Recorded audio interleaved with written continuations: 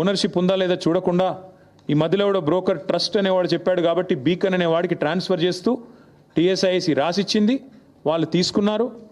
ICICI bank 10,000 కోట్లకు ఇచ్చేశారు. ఇక్కడ ఇంకా విచిత్రం ఏంటంటే ఈరోజు రిజిస్ట్రేషన్ డిపార్ట్మెంట్ ప్రకారం, స్టాంప్స్ అండ్ రిజిస్ట్రేషన్స్ డిపార్ట్మెంట్ ప్రకారం ఆ ఏరియాలో కంచే గచ్చిబౌలి ఏరియాలో గజం విలువ 26,900.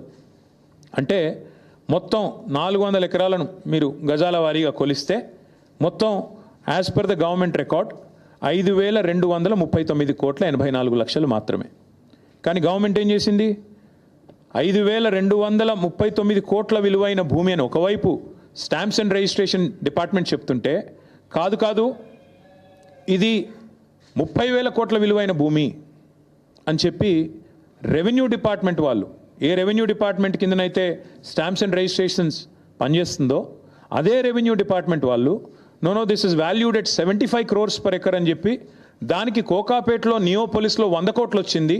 అక్కడి నుంచి ఇది ఒక 5-6 కిలోమీటర్ల దూరంలో ఉంటుంది కాబట్టి దీన్ని 75 కోట్లకు మేము అమ్ముతున్నాము అని చెప్పి టీజీఐఏసీకి వాళ్ళు జీవో ద్వారా మేము ఇస్తున్నామని చెప్పి పాస్ చేసినారు. ఇక్కడ ఇంపార్టెంట్ పాయింట్ ఏంటంటే government should come forward and explain. ఇప్పుడు నాకు ఒక ప్లాట్ ఉందనుకోండి, నా ప్లాటు ఇవాళ రిజిస్ట్రేషన్ విలువ ₹1,00,00,000. కానీ నేనేం చేస్తాను, నాకు పెద్ద మొత్తంలో లోన్ కావాలి కాబట్టి నేనేం చేస్తాను, కాదు అది ₹1,00,00,000 కాదు, దాని విలువ 15 కోట్లు ఉంటుంది, ఆ 15 కోట్ల మీద నాకు 10 కోట్ల లోని అని చెప్పి నేను బ్యాంకు పోతా.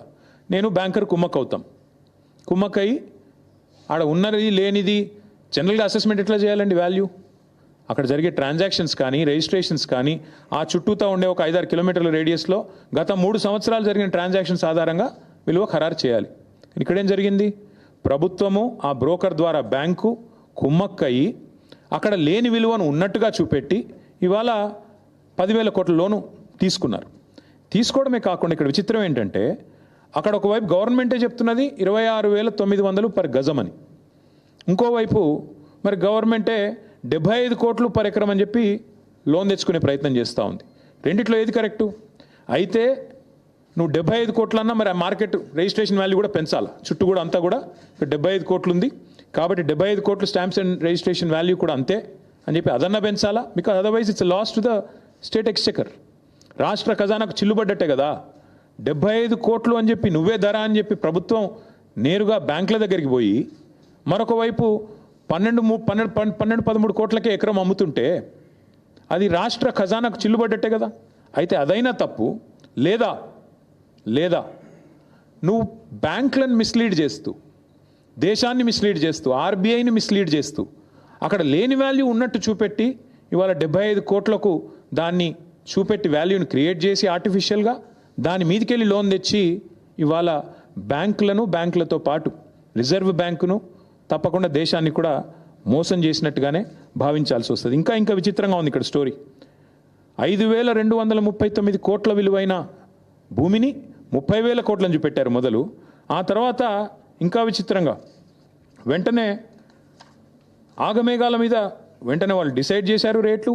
169 కోట్లు ఆ బ్రోకర్కి ఇచ్చినారు. మధ్యలో వెంటనే ఆగమేఘాల మీద 10,000 కోట్ల రూపాయలు బాండ్స్ రూపంలో ఐసిఐసిఐ బ్యాంక్ రిలీజ్ చేసింది. వీళ్ళు తెచ్చుకున్నారు, ఖర్చు కూడా పెట్టారు, కాంట్రాక్టర్లకు కమిషన్లకు ఇచ్చుకున్నారు. ఇక్కడ ఇంట్రెస్టింగ్ విషయం ఏంటంటే జీవో నెంబర్ 54 ప్రకారం పోయిన సంవత్సరం ఐ థింక్ ఇన్ జూన్ మీరే 75 కోట్లు per ఎకరం అని చెప్పారు.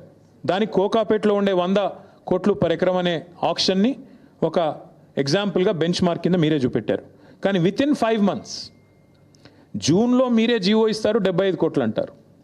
వితిన్ 5 months మళ్ళీ ఇంకో సంస్థతో ఏదో అసెస్మెంట్ చేయించారంట. November 23rd నాడు valuation report, this is done by some ఫరీష్ Rao and Rao